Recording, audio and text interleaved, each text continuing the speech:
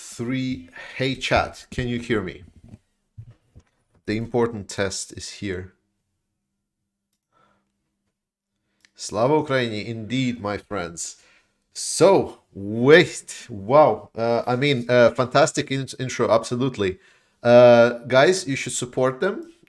Great music. Ukrainian artists are really nice.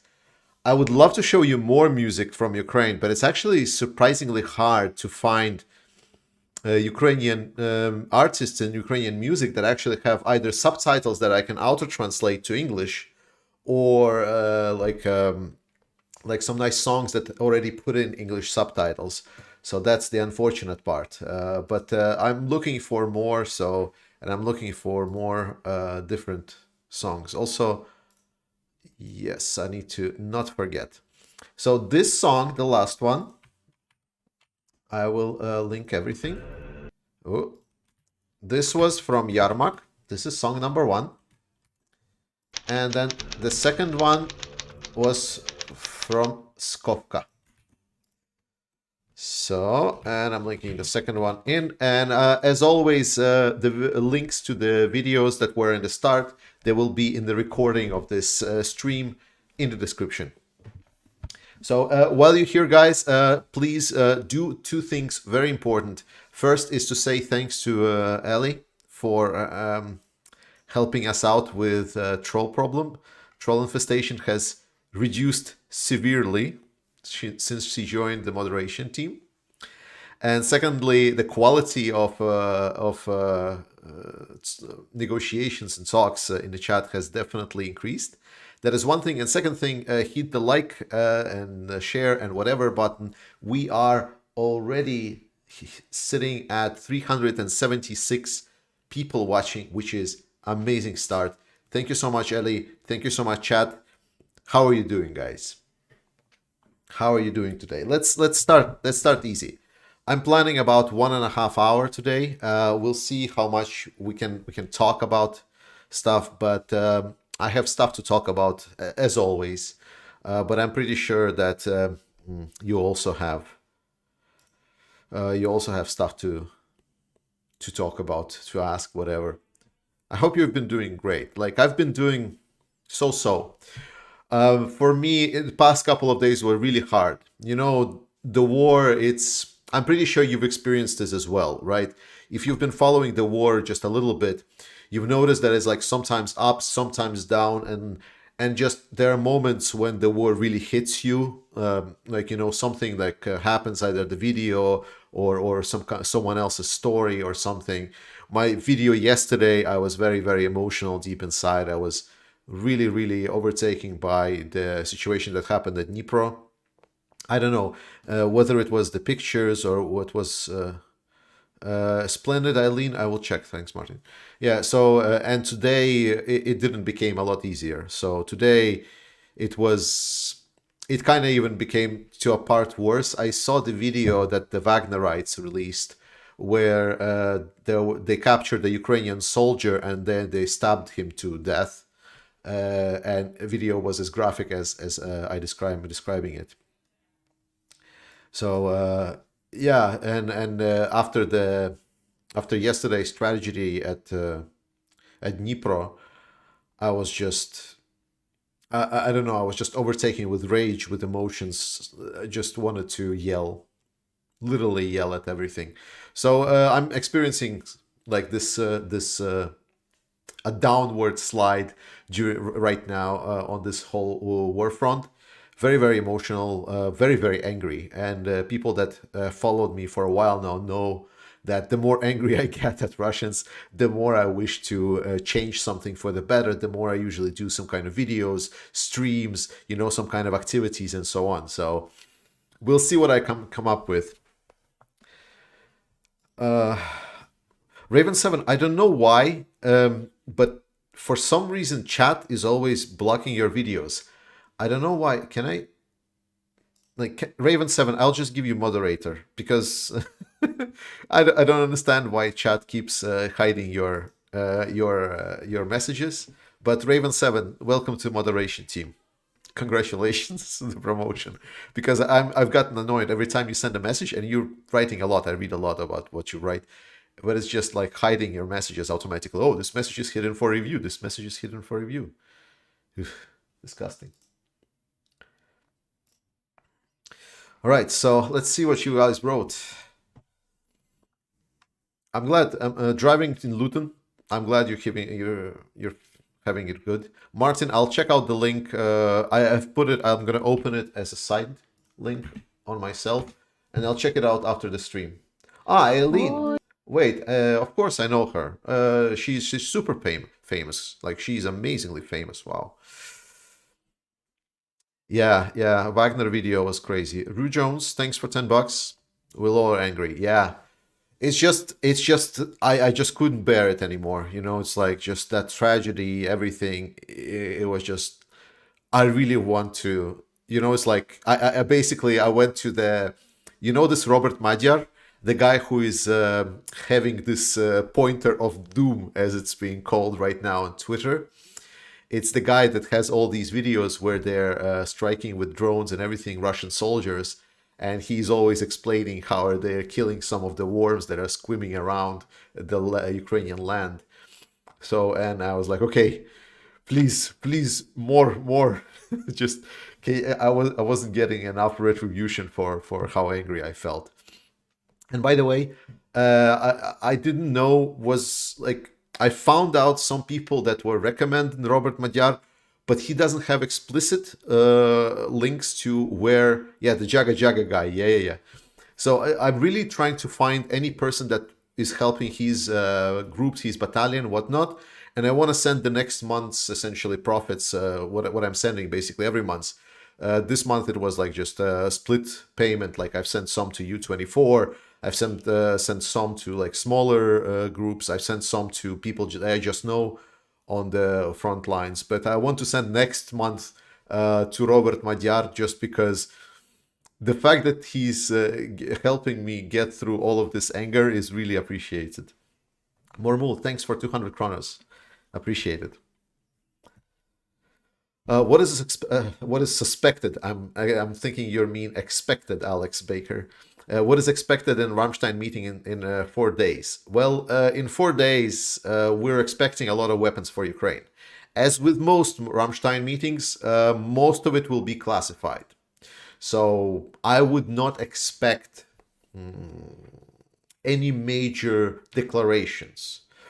But the fact that we overcame a lot of psychological barriers with UK and Poland declaring that they will send tanks to Ukraine, that was a major point. So I think new Ramstein meeting will come as a big package of help for Ukraine. Scott Moore, what is happening in the south? Are Russians launching a new offensive there? No, not seems so. Are Ukrainians using these to deplete Russian ranks before launching the drive on Melitopol? Scott, right now the south is a little bit stale. There are, how to say, poking attacks. Russian doctrine always, in the Russian doctrine, they don't have something that would be essentially called a passive defense. In Russian doctrine, the best defense is essentially an offense. So if Russians are able to attack, they will attack, unless they can't. Then that's the only way that they cannot attack. That's why, for example, in Cremina, around Cremina direction, we see a lot of active counterattacks from the Russian side, because that's how Russian doctrine works when it comes to defenses. So their defense is, instead of just sitting in your defense, you need to counterattack the enemy. So right now what's happening in the south is basically tactical movements, and Russians there are not attacking yet. And there have been discussions about Russia preparing essentially a big offensive, the large-scale offensive. And as I said, and as I explained, I really hope it's going to come from the north around Kyiv, because then basically that we will see that Russia learned absolutely nothing over this last year of war. Because if Russia will attack from the north, it's going to happen exactly the same, if not worse, what happened at the start of the war. Hello, Ukraine from Ukraine Matters. Yes, indeed.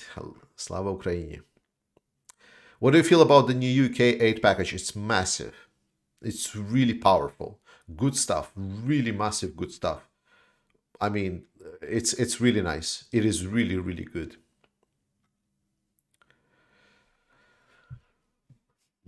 Ryan Sikorsky, don't let the Russians get you angry. That's why they want everything you do talking about Ukraine helps towards their victory. Ryan, it's not a bad anger. Like it's how do you say? It's not what Russians do. You know, it's like it's just the injustice. You know,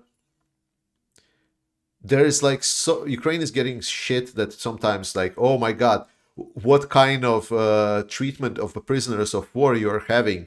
Oh my god, there was this like some prisoners that didn't have the 3 times meal on the Ukrainian media, or there's something like I don't know Amnesty International coming out with some kind of a oh, sorry Amnesty I mean Travesty International coming out with some of the descriptions about how Ukrainians are inhumanly defending their territory and putting all of these defensive positions inside of a perfectly fine Bakhmut city that can be leveled.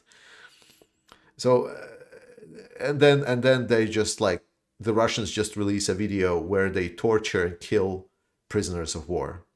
So I cannot help not be angry, but my anger is always motivated. Like my anger was what helped me also keep on point and move on with this channel and continue providing and pumping out videos and making sure that you guys stay on point with the information. Though, gotta be fair, like I'm not really your primary source of information. Did the guys trapped in Solidar manage to escape? What guys trapped in Solidar? Cheryl, I'm not sure what you're talking about. Heinrich Barty, do you think Germany is going to find excuses or finally grow a pair of balls? To be honest, I don't even know anymore. I gave up. If they will send something, I will be happy. But okay, let's be fair. Not Germany. Scholz, our good and nice Chancellor Scholz. It's not for all of Germany. That's a little bit unfair.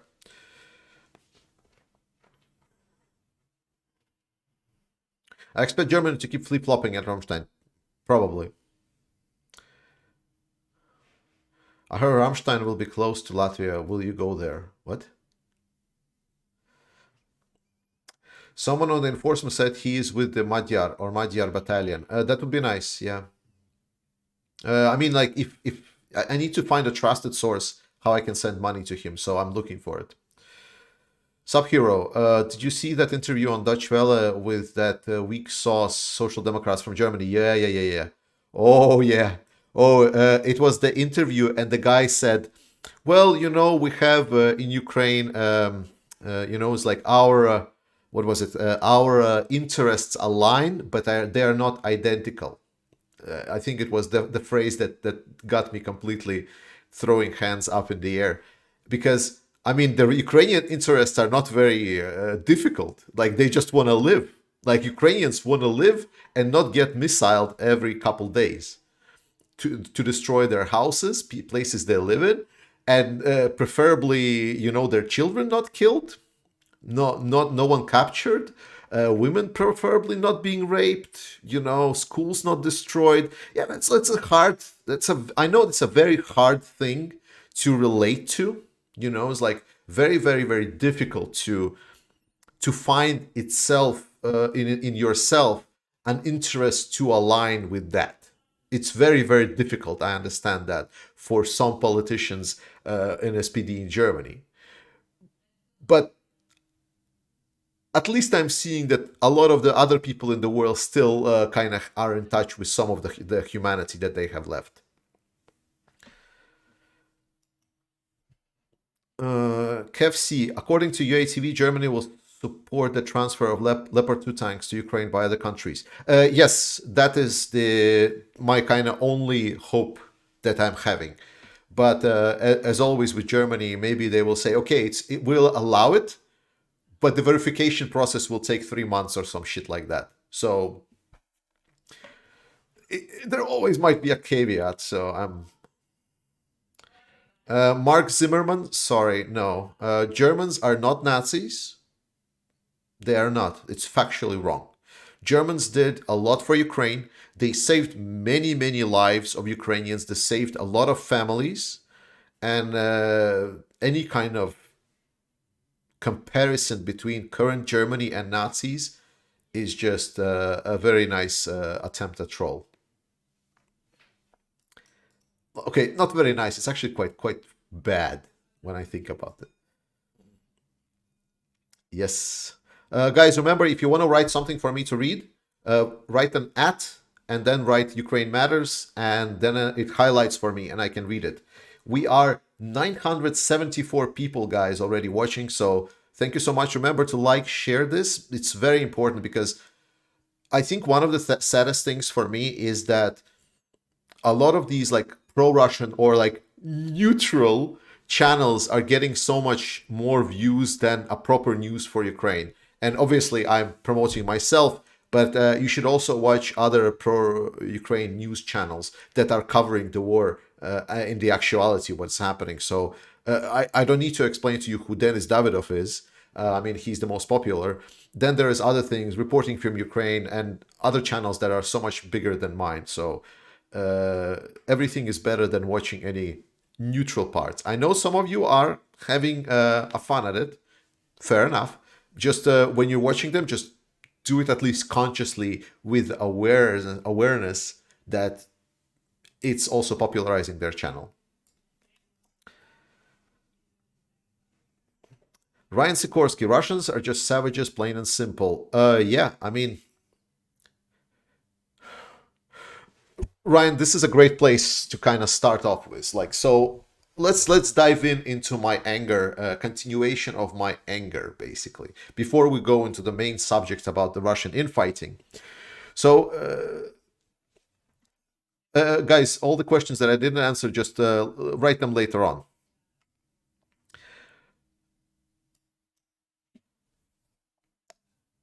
Do you whenever I talk about good Russians, and whenever discussions, there's always people that want to tell me that, George, you're wrong. Like, Russian population doesn't really care like this. So today I want to talk with you about a story, and a story is about a very, very prominent Russian guy, actually.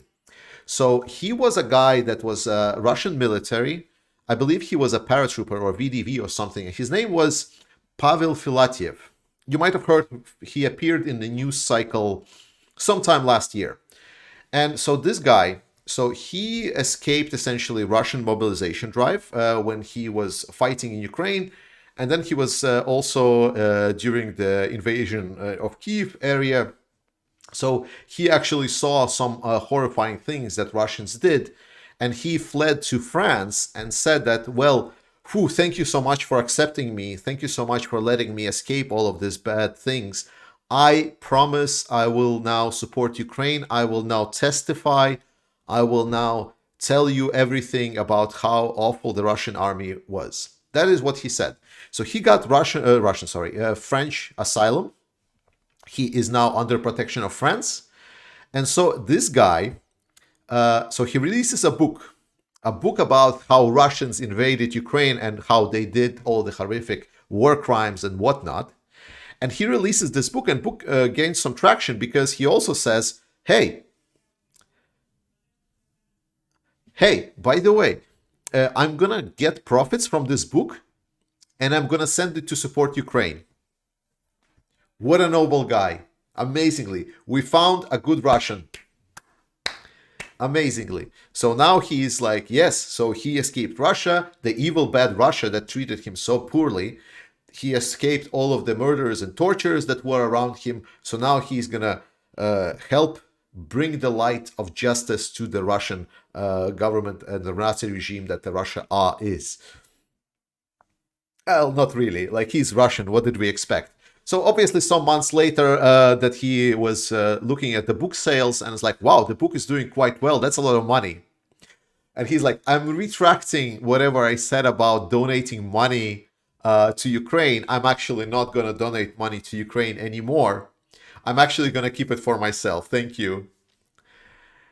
And then beyond that, he refused to testify against the Russian crimes. So he said that, like, no, no, I said nothing. I will not testify. Then a Ukrainian police officer tried to essentially get in contact with him to try to get his like statements for the Ukrainian justice system, to which he just exposed the and doxed and exposed the identity of this Ukrainian officer with all his data. So there we go. What a good Russian he turned out to be. So it only took like a half a year since a person that we were like, yes, oh my God, you're such a poor thing, poor Russian, for him to finally smell money and betray everything. Everything. So, and now we're getting the same things with Norway. So there is now an ex-Wagnerite that is fleeing supposedly Wagner forces because otherwise they will kill him. And so he's fleeing to Norway and he's saying, well, it's like, oh guys, please let me in. I will tell you everything. Just get me asylum. I just want to live. I just want to have my life in Norway. You know, it's like, please, please, please, I will behave good. I will do everything. The funny things, by the way, with Wagner's, did you know that Wagner technically doesn't exist in Russia? Because in Russia, there is no private company, private military company ideas. Let's drop the idea and obviously the fact that Wagner is a private military company. Obviously, it's just a group of people that are doing stuff. But under the Russian criminal law, uh, yes, the Russian criminal law, this is literally they don't exist. They're not part of the Russian military, and the fact that they're not part of Russian military in Ukraine by Ukrainian laws, that makes them non-combatants. So if they are non-combatants, then the Geneva Convention doesn't technically follow them. So they are non-combatant criminals on the territory of Ukraine. So imagine something like a non-combatant, like something simple, similar would be, imagine a marauder. So there is like two armies fighting on the battlefield or like some city, and then marauders come and, for example, steal all the gold, all of the other stuff, and so on. They would be these marauders would be in the same legal framework as the whole Wagner group is, because they're not part of one army, they're not part of the other army. They are just criminals that are doing criminal activities with weapons on the territory of Ukraine. So they can and may be prosecuted if they're part of the Wagner group and not part of the official Russian forces. They can be prosecuted by the criminal law, and Ukraine can actually request the extradition of, for example, this Wagnerite to Ukraine to trial him because he was not a combatant. He doesn't follow the convention, so they don't need to keep him as a prisoner of war. And yeah, Police 911. Thanks for 100 Norwegian kronos. Germany, aka Scholz, wants to keep relationship with Russia. The flip-flopping is being done to keep a bridge for Germans to get back to licking that Russian gas pole in a future nice discount. Yeah, I mean, yes, that's. I can take long. I will come back to this topic, but let me just finish with the Wagnerites here. So the Wagnerites, this one, that asks for asylum in Norway, technically Norway can extradite him to Ukraine to be trialed for essentially being an illegal fighter on the territory of Ukraine. That's the funny part. And this obviously brings us to the main topic of today's discussion, the something that I wanted to talk to you about. I'm pretty sure you already heard. Many channels have covered it. But there is a big kind of conflict that is... it's been ongoing. Like, I cannot say that it started, but it's been ongoing for a while. Like Russian army, I remember I made a video about Russian army shit, where I described different parts of the Russian military and so on.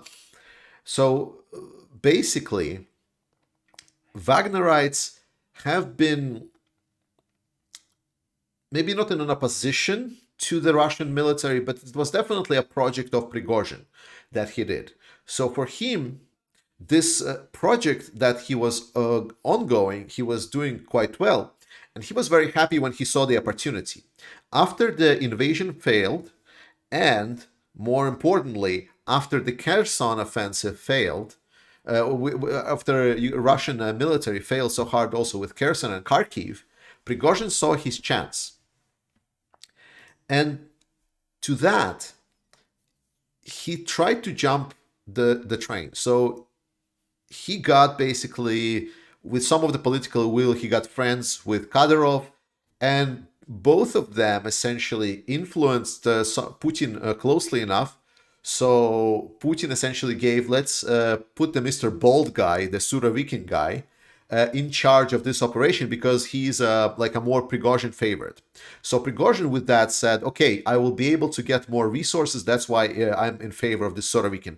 And Prigozhin did get more resources. This is where he got basically the ability to recruit prisoners. This is where he got access to additional equipment from the Russian military, additional assets, artillery, and so on. This is when he was able to storm Bakhmut, essentially. The problem is for Prigozhin, his goal was, and his objective was, to capture Bakhmut by the 15th of December. If you remember, there was the quick time event around the middle end of December where it was, okay, they're really pushing hard for Bakhmut. And it was like really going crazy. But he didn't, because as much as he wanted, he's not a miracle worker. And the Russian army is still shit. This brings us to today's situation. So Surovikin was demoted, and the demotion took place quite interesting. So instead of Surovikin, his place was taken by Gerasimov. Gerasimov was the commander of the Russian army before that. So Gerasimov was technically already above Surovikin. So he was already like, so Surovikin, this guy that was in favor of Wagner, was already kind of technically under Gerasimov. So he was like a subordinate of him. So there was no need for Gerasimov to come in and take his place.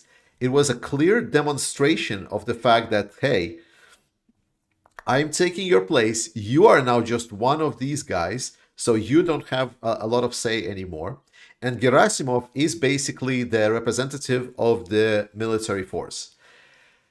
This will mean only one thing, because Gerasimov, by Wagnerites and by the Prigozhin himself, has been told in a no uncertain terms about how poorly they think of him. And now this guy is in charge. So we can expect that Wagnerites are going to be sent to the most difficult tasks that are completely impossible to execute, and they're going to have pretty much zero to negative equipment. So I think Gerasimov will punish Wagner and Prigozhin for whatever he did. I hope he can be prosecuted in Norway. That would be very nice. Thanks, by the way, for 109 Norwegian kronas, Arve. And this is the situation that we're in. So we have Wagner that are not very nice towards Gerasimov. Gerasimov then comes in, already starts dealing his tasks to Wagner, and most importantly, so in my videos, remember I told you that VDV, while there were forces, VDV was mostly used essentially as a, how do you say, stabilizing forces. So it was Wagner group that was going in front, mostly prisoners, and they died in droves. Like people said that it was crazy amounts that were died, and I mean videos show as much. And it was the Wagnerites that came in, and only once they secured the positions, that's when the VDVs came in. So Wagnerites pretty much with their blood and sweat took over this whole small settlement of Solidar, and by the end of it, Gerasimov said, well, it was actually not Wagner. There was no other units besides the Russian military formation that took over Solidar, and they released it as an official Russian statement. So they didn't acknowledge a thing about Wagner. It was all VDV and Russian units, Russian army units. Whereas obviously Wagnerites and Wagner affiliated media, they were like, oh yeah, it was only Wagner and so on. So basically, the whole actually like the whole description of today's video is the situation that we're having in between Wagner and the Russian military command. Now, Russian military command is going to be in charge with the next invasion. And Gerasimov, by the way, we all know Gerasimov quite well because Gerasimov were actually the person that orchestrated the initial offense towards Ukraine. He was the person that said it should be the Rosgvardia, which are the police units, the riot police units, that should drive in their vans in a long ass column towards Kharkiv and Kiev, and then they get burned. This was the guy. This was the guy that planned it all, like the actual execution of the operation. This was the guy that didn't make sure that everything is secure, that everything that needs to be bombed is bombed. That is exactly the guy. So we already see that it's maybe not the sharpest knife in the toolbox. So I'm hopeful about the invasion from the north yet again. Now, just to kind of put an endpoint, does this mean that we will see Russia falling apart? No, no, not at all. This is something that Putin has been doing for a while. Like, I know that a lot of us here have discovered Putin quite recently. Not Putin, but Russia and Russian internal politics quite recently. But overall, in Russia, this is how Putin was staying in power. He had different clans and had different factions inside of his court, and he basically made them put them in a position where they fight it for essentially in between themselves for his favor. So right now we're just seeing another spiral of that fight. This will not change the overall course of the war. So the war is not going to end. Russia is also not going into disarray. This is not an indicator that there is something threatening Putin. Don't be fooled by that. This is an indicator that we are seeing another change of leadership for the war again. So it was one guy, then it was the other, then it was the other. And this brings us to most important things. That means that in strategic way, Putin is still playing politics. Remember why Kherson was such a bad idea? Because it was political decisions before the military one. And right now we're seeing the same thing. We're seeing that Putin is still a lot more interested in politics and his own court affairs than he's interested in whatever happens on the front lines. This is good news. That means that there is not going to be massive genius offensive that will overturn the war, which it obviously can't. So that's basically the thing that I wanted to tell you, and I hope it was enlightening. If you obviously have questions, let's discuss this and other things right now. I saw, guys, that you were writing a lot. I was just needed to finish out. Otherwise, people would say, it's like, hey, why your titles are so clickbaity and you don't even talk about things that you put on your video titles, despite me actually talking about whatever is on my titles every time. Okay, Robert Haring, let's respect Ukraine Matters in chat. I support all supporters of Ukraine, but we are now in Ukraine Matters.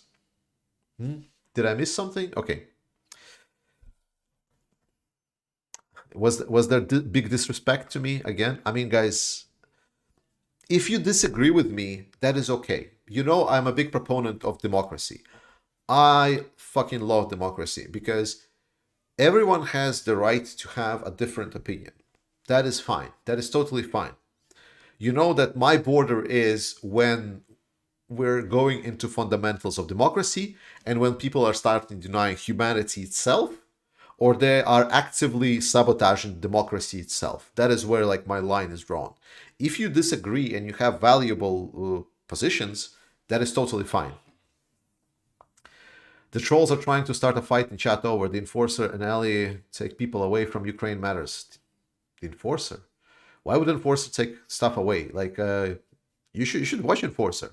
He's not a bad guy. Like he's doing stuff. He's still getting the message. I've read criticism, guys, that you wrote that he's like treating it as a game or something. I mean, fair enough, but there are different people that try to follow this war, and let's be serious. It's very hard to follow more than a year of active warfare and sit down essentially with your hands grabbing your head and just seeing all the deaths and so on. We would just burn out. You cannot do it every day. So some people just like it a little bit lighthearted, obviously with the caveat that we should not forget that this is an awful, awful war, and sometimes a reality check needs to be done. But overall, I see no problem with enforcing maybe having somewhat of a more lighthearted approach to covering this war, because he still brings a very positive thing to the table. He's bringing awareness of Ukraine. Ukraine does not disappear. That's fine with me. He's still contributing and helping Ukraine.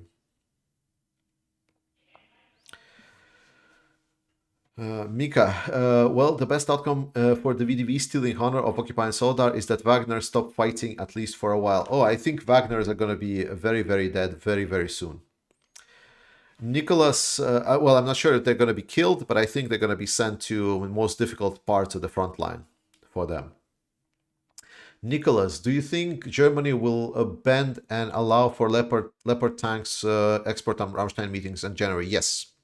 There's been too much pressure. Guys, important part, pressure works. Whenever we're raising objectives and criticizing, for example, Germany, Scholz, and so on, it works. It raises the pressure. Look at Switzerland.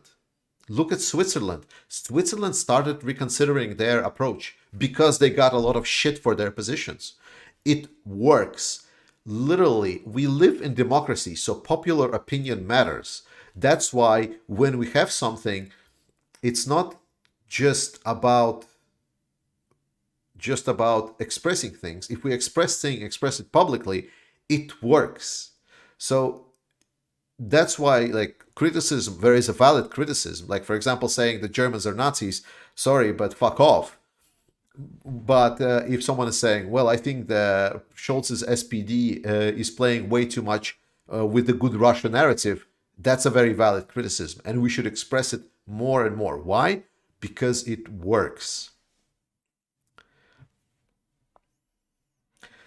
Can Russian citizenry will stomach heavy losses to include 100 KIAs? Russians will rebel when their economy falls to the point governments can't make money.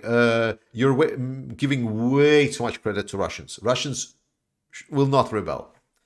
Like, rule number one of Ukraine Matters challenge, I'm going to put it as a rule. Rule number one, do not expect anything good to come out of Russians.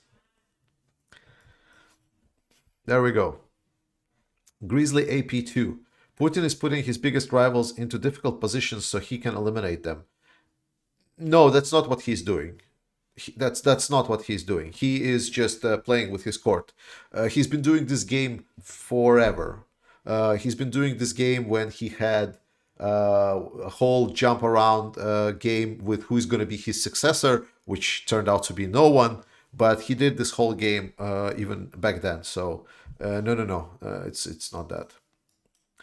Alfie, is it possible to travel to Ukraine? I have friends in Kremenchuk that I want to look after. Regards, Alfie from Norway. I mean, if you can get to Poland with a plane, I'm pretty sure there are people that you can either ask, and there are buses that will go from the border of Poland then to some city and then take a train there. Yes, you can get to Ukraine. What do you think about history religions? He comes across little sus. What do you mean little sus? James, my dude, my friend. Whoa, where is my hot link to Laserpig? Like, the dude is just citing Russian propaganda and putting it as like like a coat of paint on it and saying is like, well, but maybe I'm just asking questions here or something like this. It's like the dude is full of shit. So I used to say that's like, yeah, he's like this and that. That he's like, a lot of his statements were proven false, that a lot of his predictions were proven false, that a lot of times he's over exaggerating the Russian side and so on. But I'm just gonna call it as it is. By this point, he's just full of shit. So That's what it is. He doesn't have to like me. I'm pretty sure. I mean, like, he doesn't have to like me at all. I'm a tiny YouTuber compared to him. Like, he has his Russian money, whatever, like, or people that are pro-Russia watching him and saying, he is so neutral. Yeah, okay, fine, sure. Misha Sagun, where is the Solidar defense line? Some channels say that it isn't fully taken. Solidar is fully taken. It's been reported even. Remember, we talked about Robert Magyar, the battalion? He's like literally the eyes of Ukraine around Bakhmut. And he has stated in his Telegram channel that Solidar has already been taken. So Solidar is taken. The battles are continuing on the western outskirts of Solidar. It's along the river, the same river that goes through Bakhmut. Well, river. It's more of like a small stream, like a bigger stream. Let's put it this way, maxi stream, than a river. So yeah. He's like yeah. It's like history legends is Russian propaganda with a coat of paint. That's it. When does neutrality becomes complicitly? I mean, at some point, like when you state, well, there has been bombing of a house inside of Dnipro, but we need to look at all sides. Was it maybe because Ukraine just shoot down the missiles? We need to understand how things are happening. That's when neutrality becomes complacent. Like when SPD says, like when it's like we have interests in Ukraine, but we're not sure. Or when it's Switzerland says, oh, sorry, Ukraine wants to have these anti-air systems to shoot down those innocent missiles that are flying over their skies. Well, sorry, no, we're neutral. We cannot allow Ukraine to do that. That is when neutrality becomes complacent. We need to understand one thing. War, when people starts dying, and especially if it's not like a war, like a proxy war or whatnot, if it's a war for survival, like a genocidal war that is happening in Ukraine, there is no gray zone. Like, there is no gray zone. Anyone who says that there is a gray zone is full of shit. It's all black and white. One of the big problems of wars, it's always black and white. There is no gray zone in the war. Never was. Like, in the reality, there was also like no, so it's like, so there's people, when the people are claiming that they're a gray zone, that they want some kind of objective fact neutrality, they're full of shit. Scott Lang, thanks for 10 gifted subs. Appreciate it. Like, thank you so much for supporting this channel. I really, really appreciate it. Any update from around Cremina? Yes, there is an update. I'm gonna cover it on the next video, but roughly speaking, Ukrainians has brought in armor. They're using a little bit the positions. They are pushing with the armor north of Cremina, south of Cremina. There are now battles within the Cremina city line. That is what I can tell you right now. I will talk more about it in the video. Miguel, hello. Maybe a big question. After the war is over and Russia fucks off, what do you think about the position of Ukraine towards the West? Ally, positive, neutral, join NATO. Join NATO. It's in the Ukrainian constitution. Joining NATO and European Union is written in Ukrainian constitution. Anthony Bestwick, if you want to info on Jagger Jaffer guy, message the enforcer, as he has two members of the members of the guys unit in his stream chat. I will find out. Brian Millam, what do you think about Peter Zion's position on Russia's demographic collapse within a couple of decades? I mean, it's cool, but like I'm more preoccupied with the Ukrainian demographic demise right now, with the Russians coming here. So I don't really give a shit what happens with Russia. Sitting and thinking. I joined the stream late. Is there news about Cremina? Just said.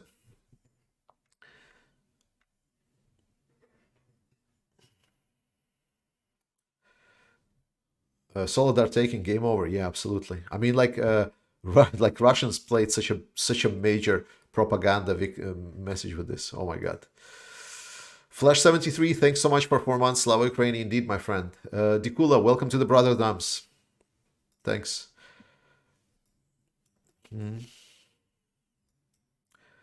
Is the regiment of 100% women true? Potentially, yes. Why not? I mean, Ukraine, despite what Russian propaganda wants to drive you, like about, oh, it's like so homophobic, it's like a Nazi, it's like sexism and so on. Ukraine was one of the post-Soviet countries that was one of the most open to diversity, and that also included, for example, the rights of women, like a progressive, like not diversity, but progressive thought. Let's put it this way. So pro-Soviet states, they suffer. They suffer. Let's not suffer. They are having trouble accepting a lot of the, how do you say, new waves of rights. And while, for example, in Belarus, like a post-Soviet state that is closely allied with Russia, there are still like a list of professions that women cannot work at. For example, in Belarus, a woman cannot be a tractor driver. So it's literally said in their laws that women are too stupid to drive a tractor.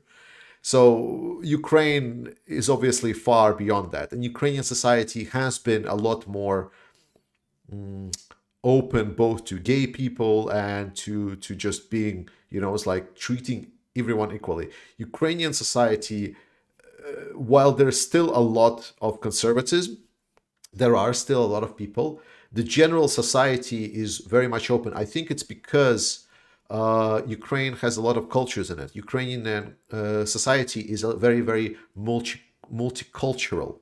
There is a lot of different cultures, like both Muslim, Jewish, and so on. It's like a mixed pot of all the different things, which is a lot of post-Soviet states are not. A lot of the post-Soviet states in Europe are kind of mono-nationalistic, if that makes sense. Like in Poland, there are Poles. In Latvia, there are Latvians. In Lithuania, there are Lithuanians. But Ukraine is this hodgepodge with a lot of different cultures, like Turkish, Tatar, Jewish. Like it's a very, very interesting place in that sense. And in that sense, they're also a lot more open to a lot of the other things. So most of the fascist stuff and so on, that's completely Russian propaganda, and intolerance as well, complete Russian propaganda. That doesn't mean obviously that they were like completely left wing, progressive thoughts running around with banners. No, they are very healthy in their perceptive. Hey, MJ, do you think then that Ingushetia is leading a mass exodus of terrorist Russia from? No. Ingushetia is too small to matter. Have a coffee on me. Thanks, Flash. I appreciate it. I appreciate for constant support. I really, really do.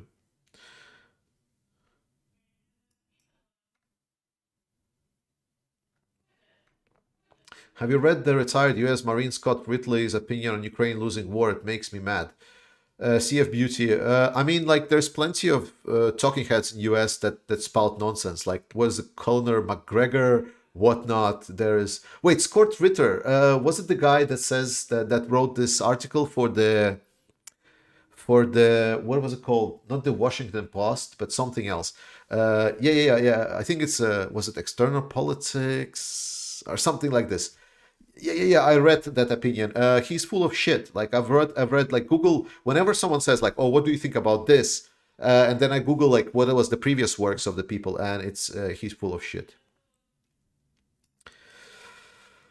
Will the border after the war between Russians and Ukrainians look like South Korea? Pete Lampus. Depends on how the war will end. Very much depends on how the war will end. Ken Router, I don't remember where I saw this, but the word was that the Russians were spreading a lot of money around the German political parties. I mean, that's not like that's not something you need to be hearing anywhere. It's like any European can tell you that Russian money has been deep in the pockets of European politicians. Like any European citizen basically can tell you that. It's not a very big secret. It's like the worst hidden secret ever. Mike, those Russian demographics have been said to be one of the reasons for this war. Putin needs to nah. It's BS. I've heard this theory that like, oh, it was geographics and politics, demographics. Guys, Putin doesn't give a shit about people. Get it into your head. He doesn't give a shit about people. Like, he doesn't give a shit. That's it. Like after that, any kind of like, oh, Putin was just wanted to solve a problem because for Russia demographics, yeah, and that's why he sent hundreds and thousands of perfectly breedable age men to die. It's a completely non-starter. It's a stupid argument. Oh my God. Please, no, no. Listen to my channel. Watch me more. I tell you how it is. No, but no. I've heard this theory also, Mike. It's a complete non-starter. It's like it doesn't. It like the facts don't support it. Like when you stop and start thinking about like if I want to solve demographic problems, is invading another country and killing a lot of people is really a good solution for that. That's sorry. That's another. That's Jesus. Does. One wise man said, believe in armed forces of Ukraine. Yes. Believe in armed forces of Ukraine. By the way, we're 1,500 guys. Fucking yes. Every stream, I love you guys. Like, we start with like a couple of hundreds and we easily get to 1,500. So thank you so much for liking and sharing this stream. This is literally amazing because maybe some more people will come. More people can get to ask the question, why Putin started this war, and I will get the answer, the actual truth, and not someone says on the internet. Robert Harrington, what other support can nations do to support Ukraine? More weapons, more fucking weapons. What happens with Moldova after the war? Will they declare independence and need protection? What? Moldova is independent, dude. It's an independent country. Moldova is an independent country. Blue Eyes. Georgie, get in touch with the enforcer. He has a contact with Magyar unit. Thanks, I will do. Good evening from the Gent did command, the Ryan Forrest. Say hi to him. I very appreciate his videos. I'm actually quite interested, like, why he's not getting a lot of views. Like, I mean, like, though again, like, I'm on the same kind of trajectory. I'm a very, very small channel, not really growing. But I don't care. While I'm being watched by one person, I'm going to continue doing this until the war. I don't really care that much about growing this channel. I just want more people to know the truth. What are reliable sources of information regarding casualties, both sides? Russian Ministry of Defense.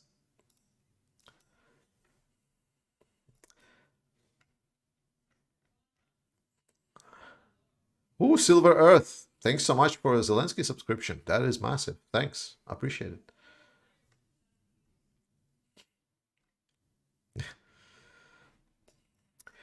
Why do you re-upload the live streams without live stream content? Thanks for your work. Love you, man. So it's what YouTube did. It's basically when the stream ends, it sends me to the editing. Because I use some music, I get hit with copyright strikes every time. So every time the streams end, because like I like to promote Ukrainian music at the start, I like to get familiarized. If I just release a video, then my channel is getting notification instantly, hey, your channel is hit with the content and so on. So that's why I just like essentially unlist the video while it's being processed and so on. So that in that sense, I don't have any problems with that. And in that editing, I'm able to essentially edit the live stream and then set it like without the first part, without the music. And when I save it, it saves it as a video instead of a live stream, because YouTube debate this distinction between what a live stream video is and what a video is, if that makes sense. And video tab, some people don't even know that it exists on the channel. Like some people don't know that the tab on the channel live is actually where for example, the recordings from the streams are coming to. A lot of channels, because of that, are having troubles because they go into channels, they open channel descriptions like last video was like 6 months late uploaded to go. Well, it actually wasn't 6 months ago. It's like you just need to go to the live tab. It's just not very convenient. So instead, I just save it as new videos because of all of that to get through this BS. So that's why I try to read the questions. Casper Lindgren, Lindegård. Thank you so much for sub. Welcome, welcome.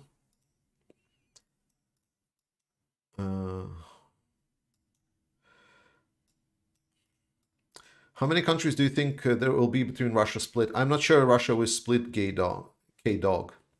I'm not sure it will do. I'm very negative in what Russia will become after the war. and I don't have a good outcome in my head. Huawei is solving Russian demographic problem permanently. Oh, this is golden. Can I pin this? Yes, I will pin this. Oh, this is perfect. Thanks. Uh, Taiste Lukal Kunna. Taiste Lukal Kunna.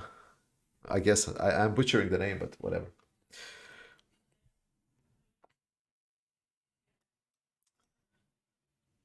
Captain, hello. 17 DKK, Danish kroner, thanks. Danish L2 tanks to Ukraine now. Yetak for that. Amen.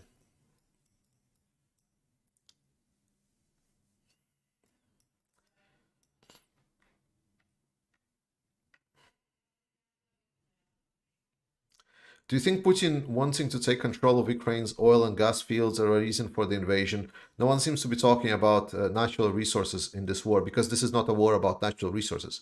Okay, Putin said everything why he invaded.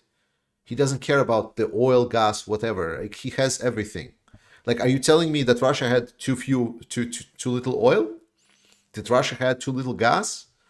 It's arguments like these that are like people saying, oh, there is gas in Ukraine. Oh, right. That's why Russia needed to invade it. Oh, yeah, and also lose their oil fields and gets the sanctions and everything, and also like, you know, yeah, no, it wasn't. It doesn't follow. The problem is like when you start considering what it brings, it doesn't follow. Like it doesn't follow. It was a war for resources. Putin would have bailed out years ago. Well, a year ago, I would say. You could put chat on the video somewhere in the corner, so even as video would have your chat. I've tried, but it's very inconsistent. So it's like I'm answering something, and it usually shows, like a small part of the chat. It's like, hey, yay, hi. It would be, where is it? Like, it would be somewhere here on the screen, and it would be like, run away.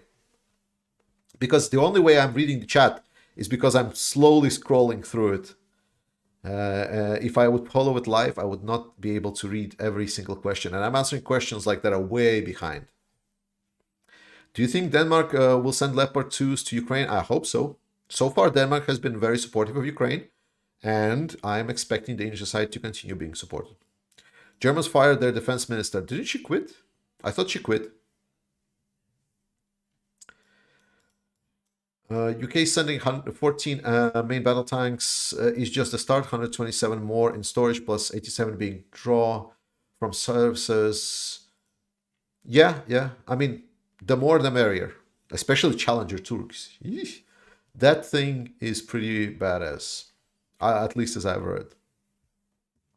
Ukrainian Maggie is saying to me, okay, I'm expecting a troll. Ukraine matras.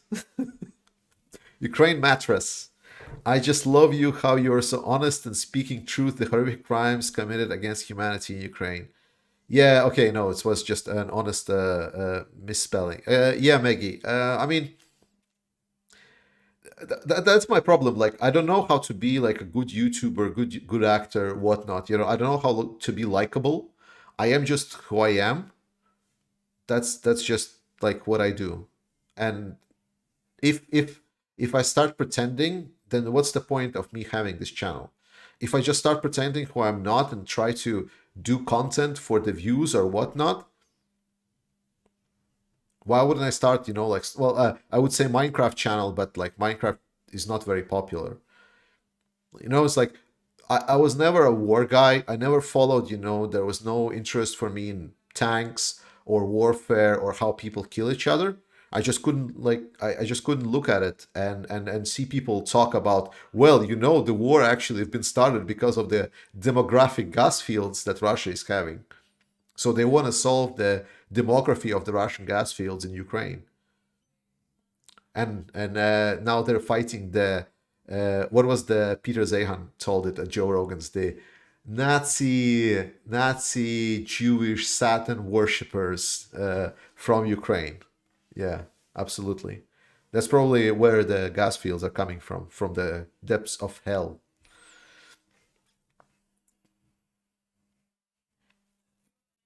You can't be that bad, yeah.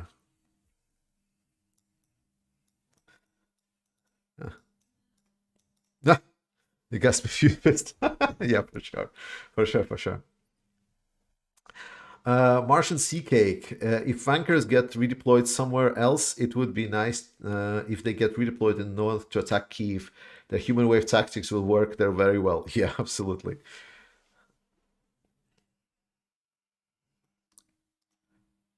Yeah. So Don Baca, picking up our topic about the gas demographics and so on. Oh, gay demons. Yeah, sorry, sorry, gay demons.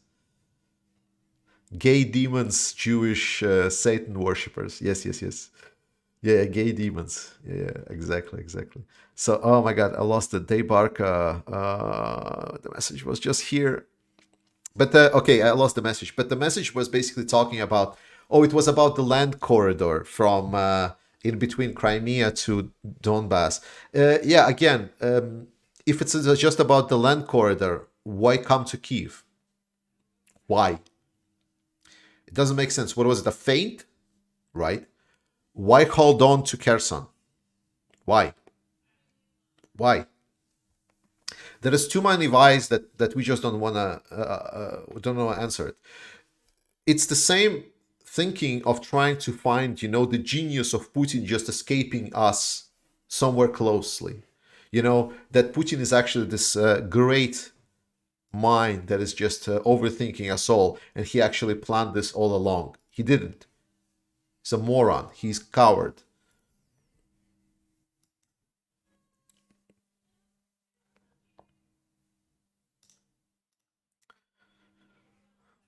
Hmm.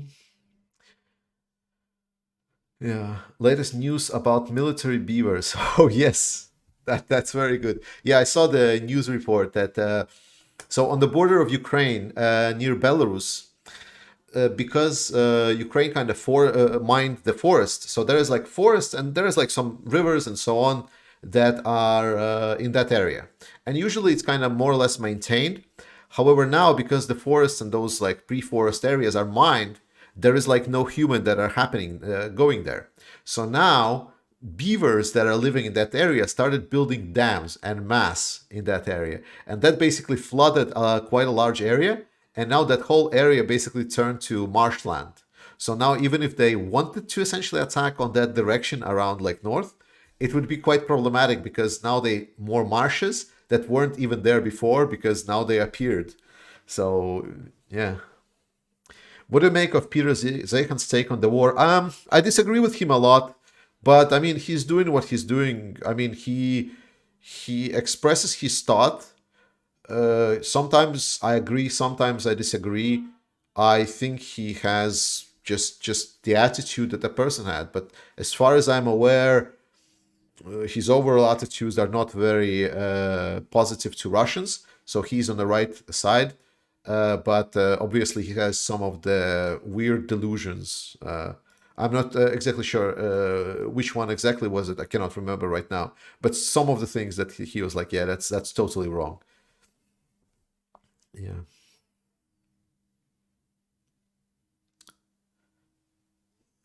Thanks for all the good comments, guys. Appreciate it. Paul, serious question. Is the support of the USA assured beyond 2023? Are contracts beyond 2023 in place? As because I fear interventions from the GOP. Yeah, I think Ukraine is perfectly support. I think a lot of fear is there. However, we need to understand that Lend-Lease is still in place, despite as Lend-Lease went for this year, this financial year, and the next one. I think it's for the two ones. But overall, even in Republican Party, it's a very, very, very slim minority that is against Ukraine. So I think when we're talking about anything that the extreme wing of the party can do, yes, they had the essentially the deciding vote inside of a house, but one thing is just getting somewhat of a upper point on the house, and completely other is dictating their will to the whole GOP. So no, I'm not worried. I'm not worried.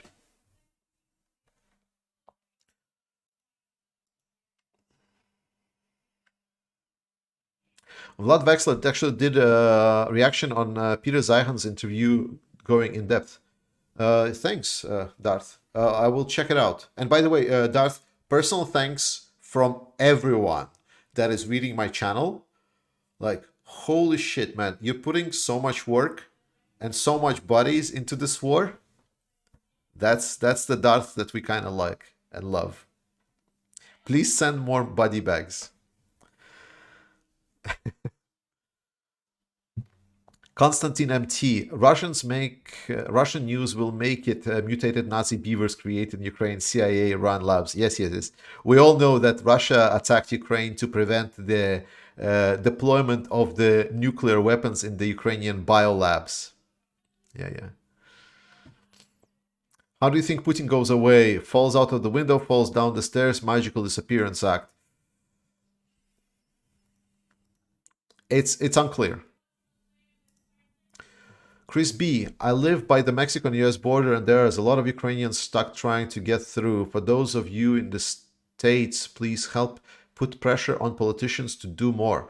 Wow, Chris, thanks so much for this important message. Can I pin it? I cannot pin super chats. That's so weird. So I can pin normal messages, but I cannot pin super chats. Okay, interesting. Did you see Laserpig annoying the Lyra guy? Yeah, it was. Yeah, my brain cells died watching that guy. I mean, anyone who supports Russia is like, I constantly repeat it, but anyone who supports Russia falls in one of the three categories. A, they are stupid beyond belief. They are so moronically idiotic dumbasses that they forgot what humanity looks like and how to distinguish any kind of good and sensible from evil. So that means that they're completely gone for humanity as a person that can think rationally and perceive reality. Secondly, they are just plain evil. They know what Russia is doing and they support it for reasons X. So they are like, yes, I support it. The third one, they are just malicious. They usually it's like some kind of politicians or businessmen and so on. It's the people that know what Russia is doing. They maybe don't support it themselves. They think it's evil. However, they see and try to use it as an ability to provide clout for themselves, to get subscribers on YouTube, to get money as a politicians, to get re-elected. To ask questions, when will Ukraine get the accountability for all the weapons that US has been supplied, despite Ukraine having one of the best accountabilities for any weapons anywhere right now in Ukraine. So those kind of people. So whatever category one of those three falls, a person that supports Russia, I'm completely uninterested in any kind of reasons or any words that come out of their mouth holes at all, to be honest. What do you think will happen with Ukrainian economy after the war? Will it stagnate and grow? Grow exponentially. There is a lot of money expecting for this war to end. And we all know that post-war countries always get exponential growth. The only cases when countries don't grow, if it's the conflict was devastating, but there was no public clout around this conflict, and people just didn't know that the war happened, or it's like was no name or something. Ukraine conflict is well covered, so there's a lot of money waiting for Ukrainian war to be over. Sorry, I joined the stream late, but how are things going on in Cremina? Things are going fine. They are fighting near Chervonopapivka. They're fighting inside of Cremina city line. There is a lot of shelling. Russians are not having it very good. I will cover more in the videos to come. Brian, do we have evidence that the Russians are suffering from industrial shortage, burying machines, parts, and so on? I am praying it's true. Russian production capacity is low. Are they suffering? I'm not sure. I'm not sure if I because we know war allows repurposing of a lot of equipment, the civilian equipment, into military needs. So potentially a lot of the equipment is being repurposed. Maybe it's not as big of a problem as we think. Do you think Putin feels serious hit from Prigozhin? Raven 7 asks. No, I don't think so. I don't think so. I don't think that Putin feels. Raul, it seems like Ukraine will get shitloads of IVs and APCs without US Abrams. Will there be enough main battle tanks? Good question. Good question. Ukraine needs about, as Aluzhny said, 300 main battle tanks, but he said that any tanks. So potentially together with the Soviet era equipment deliveries, yeah, potentially just Leo 2s, like if there is like good, like a 150 tanks sent to Ukraine, yeah, sure, it should be enough.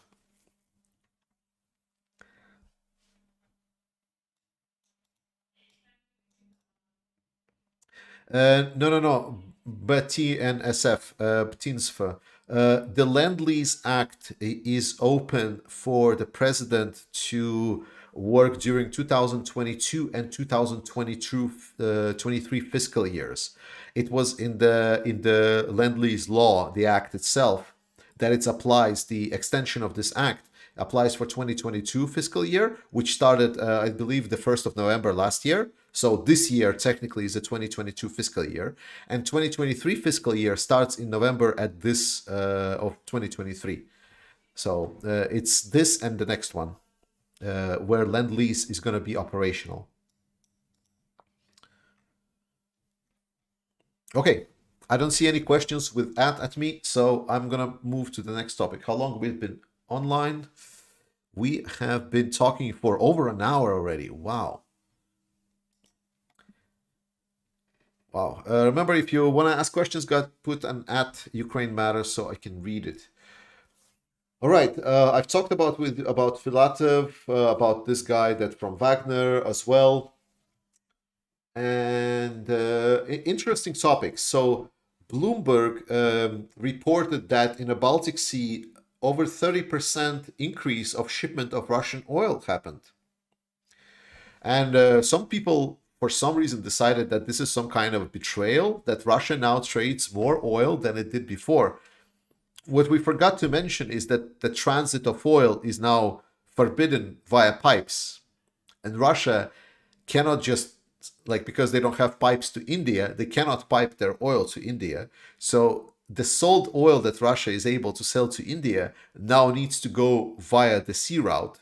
So while there is an increase in the sea route activity, the overall point doesn't matter if Russia sells oil or not sells oil. If Russia sells oil to India in a negative, with negative profit, if that's even a thing, if I can say, it's like, so basically a loss, is it really a gain for Russia?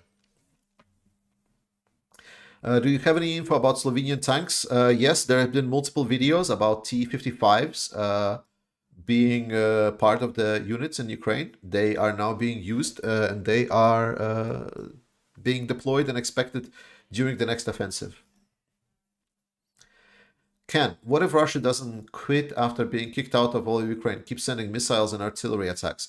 Well, then Ukraine just will need to boost their air defense and join NATO. And the first day Ukraine joins NATO, Russia will stop firing. I can guarantee that. Polis 911, thanks for 200 Norwegian kronas. Russia invaded Ukraine represents freedom. Ukraine moving to West is a story of success. It makes Russian question why do they need Putin and ruins the USSR to no dreams. And UA having gas and oil ruins Russians' monopoly. You're overthinking it. Putin is not that smart. But we are post factum rationalizing. We are trying to pull all of these explanations post factum invasion, but it's not like. But overall, Ukraine is a story of success to an extent. I have a lot of criticism to say about how Ukraine was in the late 90s and early 2000s. It wasn't the best place, and I had a lot of criticism, and I still actually have a lot of criticism to Ukrainian state, but after the war. If the US sends ATACMS, prime targets could be the Kursk bridge. I'm thinking you're meaning Kerch bridge on reopening day and the Wagner HQ in St. Petersburg. Not politically correct, but would be strong message. I don't support that. I don't support that. I don't think that Wagner Wagner center, like it's not a military object, because remember Wagner doesn't exist as a combatant, so it's not a military formation unit. As for bridges, bridges are valid military targets. Do you think Darth Putin? Yeah. I'm pretty sure Darth Putin is gonna end up in Prague for sure, for sure. Max Christensen, do you think we see another war in the Balkans between Serbia and Bosnia and Kosovo? If it's gonna be a war, it's gonna be a very quick one, because I'll remind you that K4 is still in the area, and if Serbia decides that to try their luck, they're gonna very quickly find out that it was a bad deal. Serbia doesn't really have nukes, so no one is gonna be very judgy about it. Frosty Lake, Ukraine has electronics and support to be able to done Kremlin. Ukraine has electronics and support to be able to drone Kremlin. Should they? No. It's a civilian target. Ukraine should not attack civilian targets. It will feel good, but it doesn't look good. Ukraine is struggling because they need to keep up their image, so they cannot just pay back Russians with their own essentially blood. Grant Cam L 0341. I look forward to seeing Ukraine special police hunt down war criminals after the war, my friend. Oh yeah, that is going to be exciting time. Like if they think that Mossad was bad, Jesus, I'm pretty sure Ukraine is going to be on a whole another level. Dizzy Dog, do you think the German business thinks future Ukraine is threatened to its business and influence in the US? Yes. I mean, a lot of German big industries that are dominating EU were built because they were getting exquisitely cheap energy from Russia. So they were able to essentially undercut a lot of markets. So a lot of German businesses that have been built on that are feeling threatened. Yes, it's not a big secret. Vlad Drak, it doesn't matter, because if they sell tenfold more, they actually make money, not to mention you buying the same Russian oil from India. Huh? Russia is selling oil to India with a loss. Like, it doesn't... if you sell 10 pieces... Okay, how do I put it in the simplest terms? If you have 3 apples and you eat 4 of them, how many apples do you have? That's Russia selling oil. Marcus Fairley, do you think we give too much information about what equipment we are sending, how big of an issue it is? It's not an issue. The whole dance around what we're sending is because there's phantom pains in a lot of Western countries about nuclear weapons. Everyone understood that Russia has like Putin is too afraid. He's pissing his fucking pants with any kind of nuclear actual use of nuclear weapons. So, and he has used every weapon in his playbook. He doesn't have anything else. The only thing he has is shooting missiles at civilians. That's it. But he's already doing that. So right now, if we just in the West in our positions get over these phantom pains and phantom fears, then we can finally start helping Ukraine for real. And that's why declaration of we're sending more and more weaponry is so important to overcome that. We see that, for example, a lot of more older nomenclature that was like hot shit some time ago, like, you know, howitzers like 105 or some kind of APCs, they're not even being declared anymore. They're just being sent. Like, for example, Italy almost never declares anything, yet they support Ukraine quite extensively with a lot of weapons. Or France. France also declares only very, very minimal, but they send a lot. Why is a Singapore-based channel as Defense Politics Asia supporting Russia but pretend to be objective? Do you think they're receiving money from Russia? I mean, I explained there are three types of people that support Russia. You can choose whichever one you want. There are three reasons. Whichever it is, I don't care, to be honest. That's why I think we need to like and share a link to the stream so more people see the actual coverage of. Okay, that was too much shameless. Okay, I'll stop. I'll stop, guys. I'll stop. But it really helps the channel. Like seriously, it's very hard to convey just how much it helps, and it does help. Kellen Dunn, welcome by the way. I didn't notice when you arrived. I'm pretty sure you already wrote a lot. Should UA be concerned with the new mobilization? Rus' strategy of throwing warm bodies and help with them stabilize the front. Does UA need more troops or just more weapons? More weapons. Just more weapons. Like literally, the only thing Ukraine is missing is weapons. Get more weapons. That's it. Because untrained troops are good when you're attacking, because you can throw bodies and whatnot. When Ukraine has the critical mass of weapons and they're able to attack themselves with a proper like massive armored fist, then at that moment just the light infantry that Russia is having is not really going to provide a lot of defensive capabilities. Is Wagner mercenaries at Steel Railway Station? Yes, they are. They are.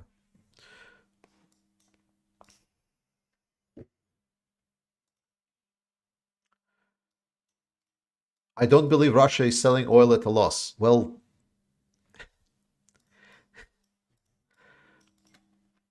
I mean, it's good that you don't believe it, but like they do. I mean, like I don't know how to argue this.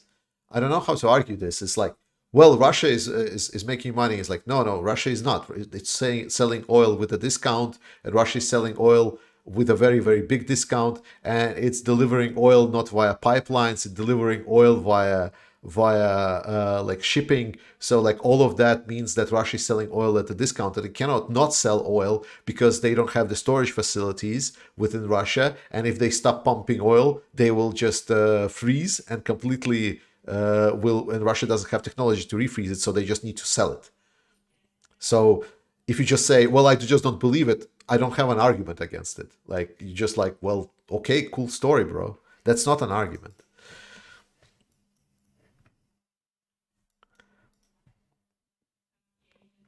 There's a very nice video about nukes in Secret Cabal's channel. Oh, I need to see this. A Secret Cabal made a really good video about how many tanks Russia has.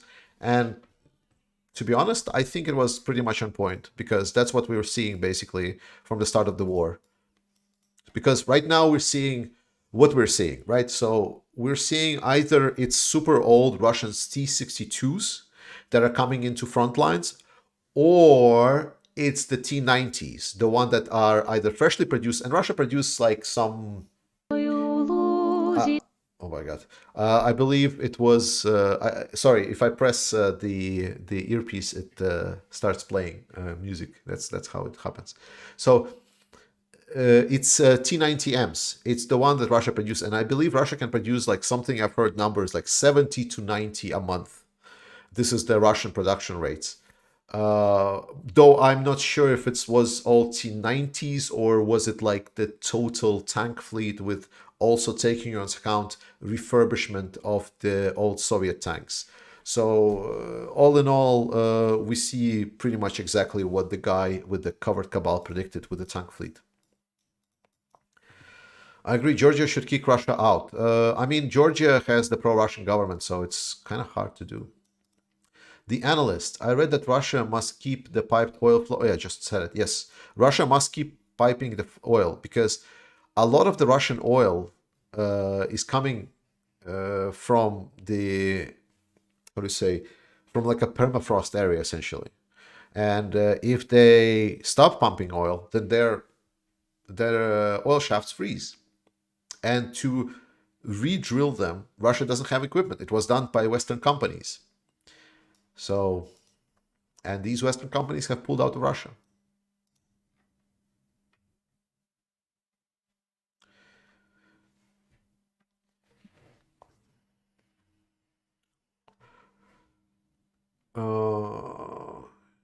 Yes. Do you think Germany will finally okay to Leopard 2s? Yes, I think so.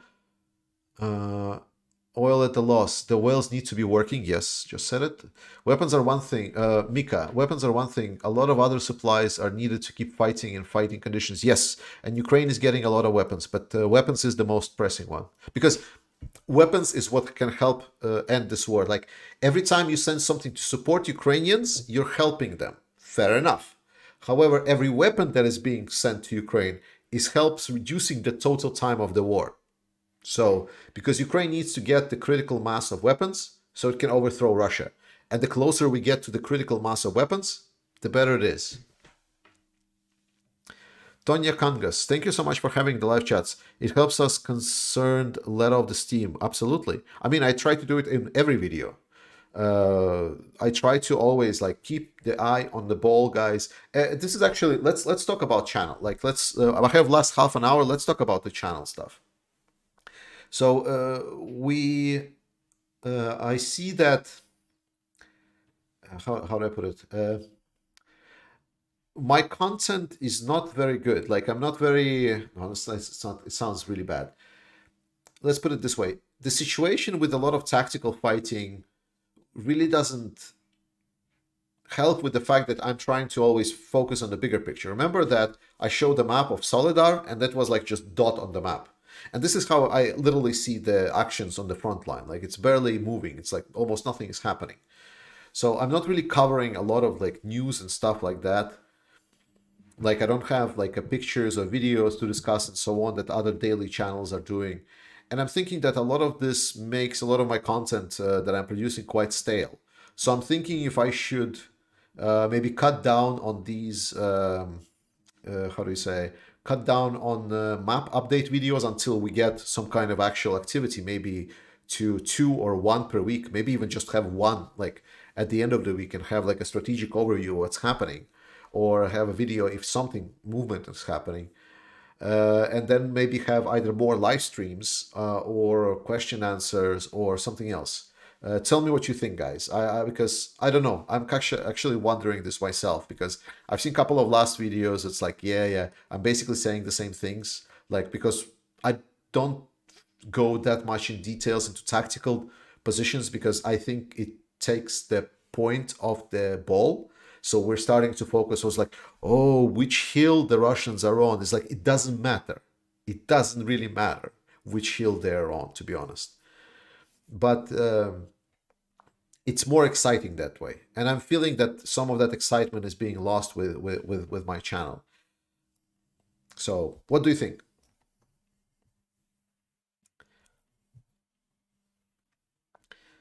Okay. Your coverage is perfectly fine. Appreciate it. Yes. If Russia could produce 90 tanks a month, how Ukraine needs just 300 Western tanks. Russia is losing more than 90 tanks a month.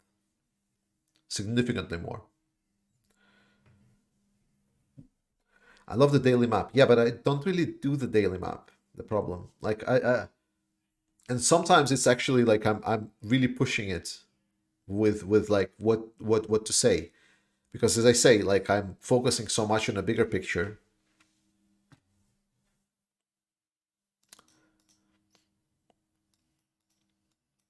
Kellendan, I really enjoy your live streams, so please give me more prior notice when you have them. I just found out this one last minute.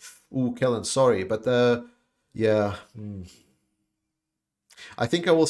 I usually put notifications for live stream, like the day the live stream will be. But I think with the time difference, me in Europe and you are from the US, probably, like most of you, then probably I should put the notification like a day before. Let's do that. I will do that. Does Ukraine have the money to buy jets? So why didn't they buy? No one is selling them.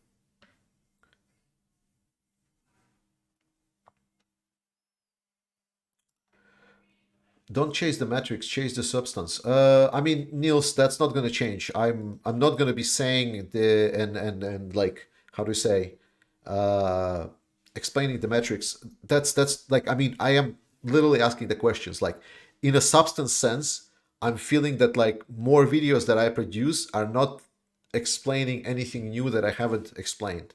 But I know a lot of people really like that because they, for example, didn't see one video, they see the other one.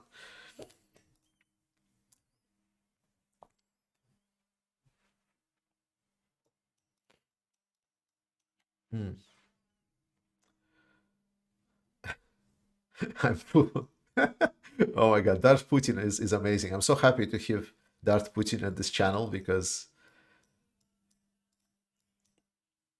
yeah, on average, yeah, it's like on average, Russia was losing 9 tanks a day during 2022 because obviously when there is a major offensive, the tank loss spikes. But overall, yeah, yeah.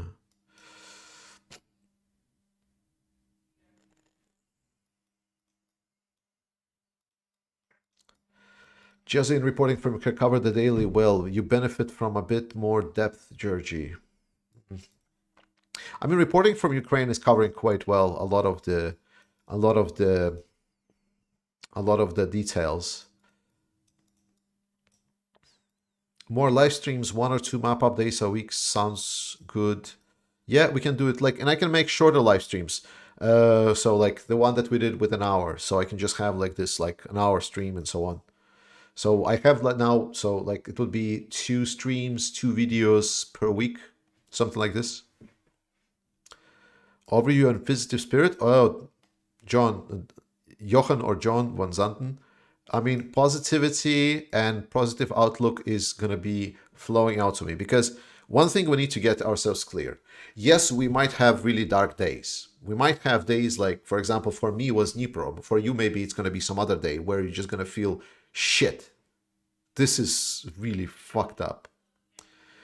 And, but all in all, we need to always keep an eye and see that in the end, there is no way for Russia to win this war. So there will come a day when basically my stream is going to consist of me just sitting here smiling and just like victory. Yeah. There will be a day like this. But when the day comes, it might be a while. So we just need to make sure that we always get ourselves up. And I mean, like, you're helping me a lot. Like, a lot of these chats, like, you're cheering me up. Like, so it's a two-sided feedback. You're saying is like, yeah, hey Georgie, you're cheering me up. Cool, but you're cheering me up. So,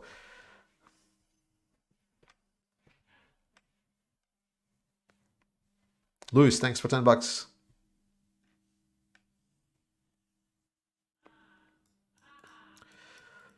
Christopher Brander, hey Georgie, you're talking about Russian oil, gas, but could it be that it is Siberian sometimes? You mean like that the oil belongs to Siberia? Yeah. But like it's still it's Russia for now at least. Give universal coordinated time when announcing a stream. Usually, YouTube adjusts that. Like when I put the notification up, YouTube adjusts the time to your local time. So you will see when the stream is scheduled, it will be in your local time. But I will do it like a day before.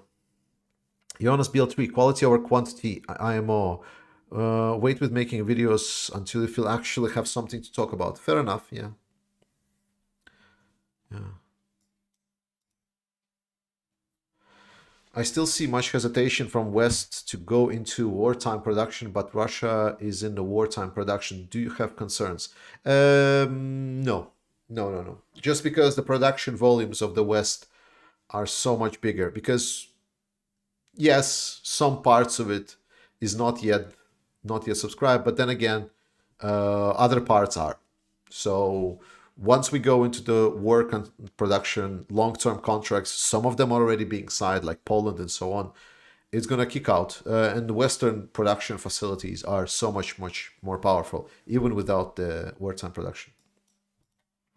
The enforcer is planning a big 24-hour stream on a day 365. He's asking streamers to join him. Dennis, Davido, Starsky, and Funker530 plus others will join him. I mean, if I get an invite, I'll join. But I haven't heard from Enforcer ever. So, and besides, I'm a very small YouTuber, so That's not really like I would expect someone like Jake Bro, Vlad Vexler, or anyone else to be joined before. Like I'm like a third grade from the list, so it's fine. Yeah, Constantine, for example, might join. Whatever. Yeah, it's like there's a lot of other things. Can you do another fundraiser this month? Actually, not a bad idea. Do you want to do a fundraiser for Magyar guys? Would you be okay for a fundraiser for Magyar? I'll see if I can organize. I'll get maybe in touch, and then we go get a fundraiser for Jaga Jaga. What you think? Sounds like a good idea? A Jaga Jaga live stream. I think that's not a bad idea.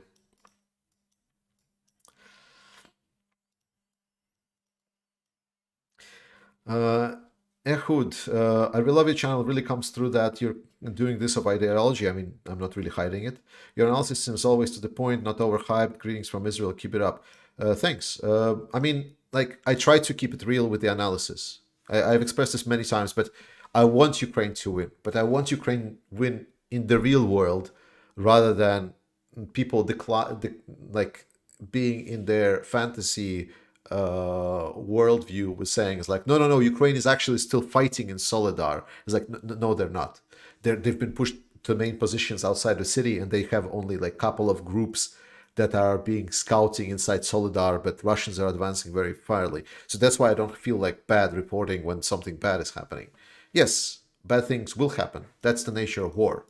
It's not always sunshine rainbows in our victory. That's the unfortunate part. Sometimes it's videos of Ukrainian soldiers being slaughtered by the knife from the Wagner mercenaries. That's the war. And I have no problem talking about this. But I obviously support the only good side in this conflict.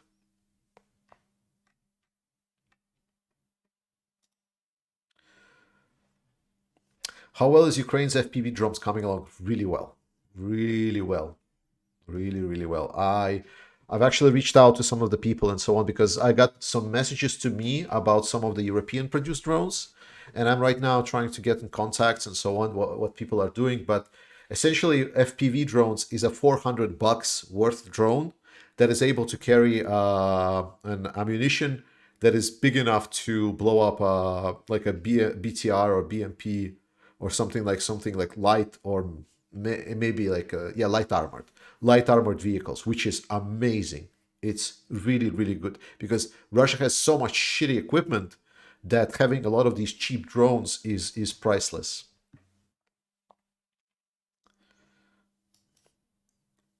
I mean, Perun has a superb channel. Yes, I mean, Perun is one of the best things you can watch on YouTube, period.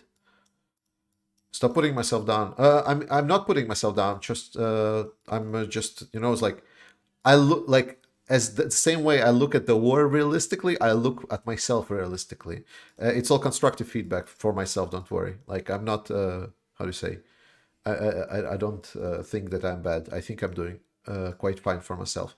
Again, I said I started this channel for two people, and I'm going to continue doing even if there is going to be like two people watching me. It doesn't matter.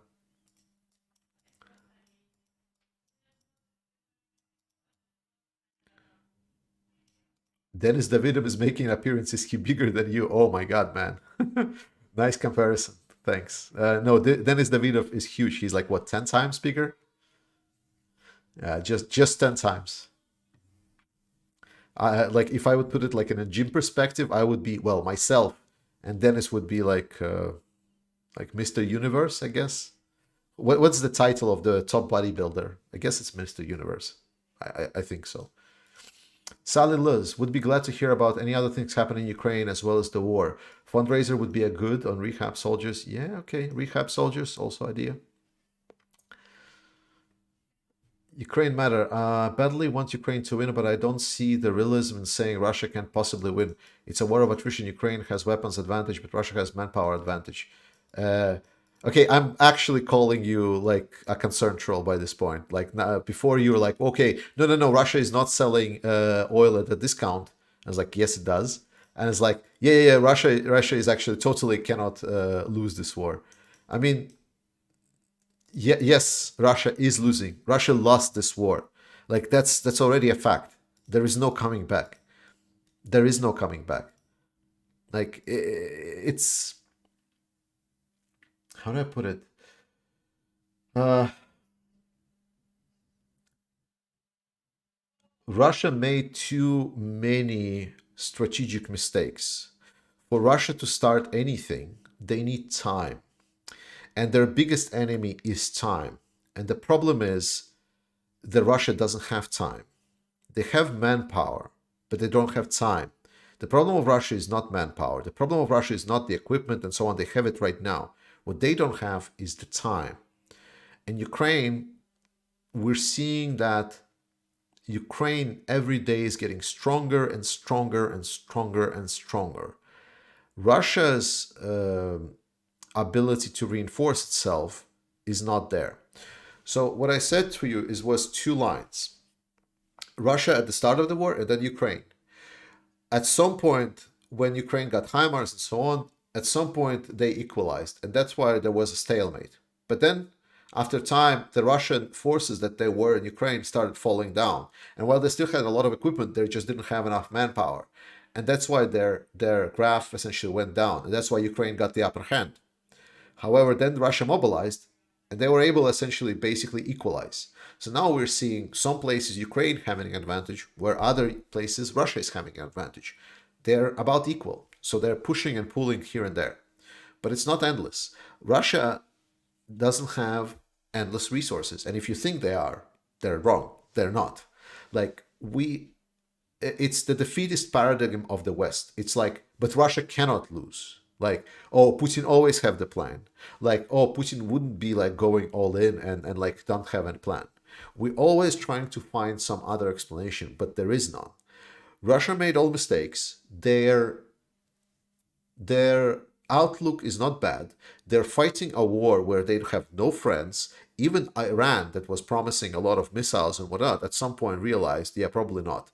China is turning away from Russia. Russia doesn't have, like, what was the expression?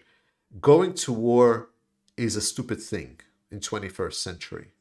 The only stupider thing you can do is going to war alone. And this is exactly what Russia is doing. And while they have a lot of stocks of the Soviet stuff and so on, as Russia itself, the modern Russia, not the Soviet Union, and not the past greatness that they had, supposedly, at some point, Russia right now is a pitiful, miserable economy with miserable, pitiful, poor people that are trying to play on the propaganda narratives where they are defeating and making and subjugate the whole world. Well, Ukraine is dedicated to show the world that Russians are wrong. And the world listened, and now we're supporting Ukraine. And Ukraine is proving again and again and again that this is going to go only one way. The only thing Ukraine needs is resources. And resources are coming. And we know that. So that's why there is no victory for Russia. There's only slow, painful, bloody defeat. And this is what's waiting for Putin. And this is what's going to happen with Putin. There we go. What a good monologue. All right. I think this is pretty good point. Okay, 51, 1 hour 51. Let's do 9 minutes more. We talk, and then I'm gonna end it up here. It's we're again 1400, and yes, I'm trying to find where you were mentioning me before. Where did I stop? Mm-hmm. Fundraiser, rehab. This is where I was reading. Okay, perfect. More live streams, more op-ed videos and live streams matches your approach to the content better and more strategic and tactical and difference in your content. Yeah, I think, for example, I really like Jake Bro's content. Like, I think I fell deep down in this trap with like map and so on.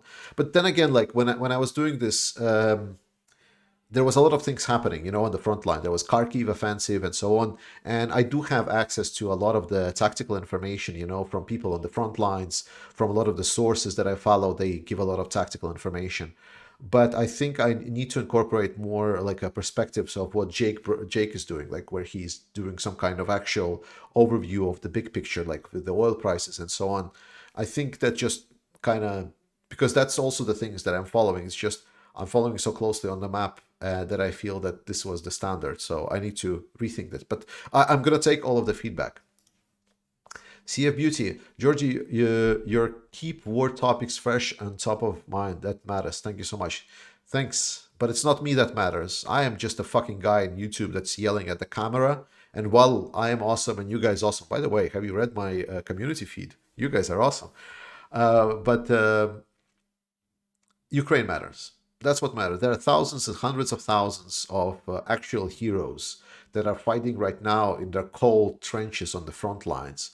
And whatever I'm doing here is completely irrelevant compared to the actual feats of bravery that they are doing every day, putting their lives at the risk while I'm sitting here in Denmark. So, yeah,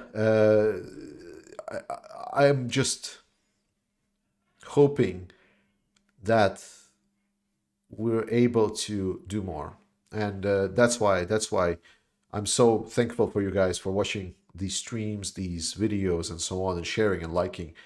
It matters so much, both for me. It matters so much for Ukraine, for all of the people that are suffering from this awful aggression, for all of the people that are trying to fight for us, for democracy, for everything.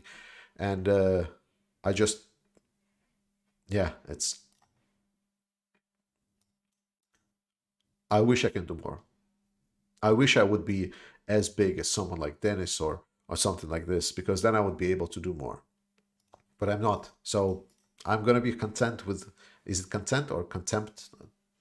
I'm gonna be happy with what we have here today, and I'm gonna do my best to make sure that you stay informed, motivated, and we're gonna find options to do live stream to support both Ukrainian fighters on the front lines and maybe get some jaga jaga action in there.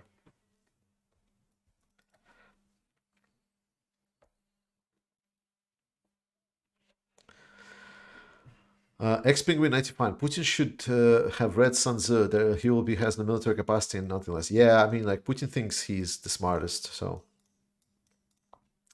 Jack Ray, thank you so much for voicing your opinion. I found it reassuring to hear someone thinking similar things.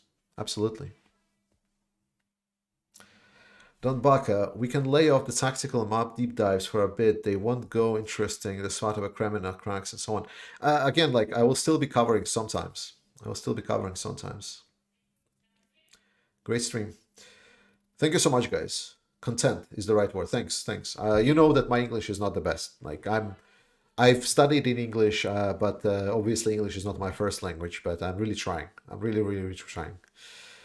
Cool. Guys, I love you all. Have a great day, evening, or whatever your time of the day is. Slava Ukraine, and see you guys next time.